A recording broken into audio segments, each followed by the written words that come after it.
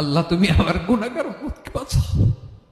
এই দুনিয়ার বুকে রব্বুল আলামিন সব নবীকে একটা করে দাওয়া মুস্তাজাবা দিয়েছেন, মানে যে দোয়া করলে কবুল হয়ে যায় সাথে সাথেই।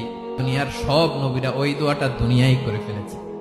বিশ্বনবী বলবেন, আল্লাহ ওই স্পেশাল দোয়াটা দুনিয়াতে করি নাই, আজকে আমি তোমার দরবারে দাঁড়িয়ে কিয়ামতের দিন ওই দোয়াটা করছি। আল্লাহ আমার যে উম্মতের হৃদয়ে যাররা পরিমাণ ঈমান আছে, আমার একটা উম্মতকেও তুমি জাহান্নামে ঢুকাতে পারবা না।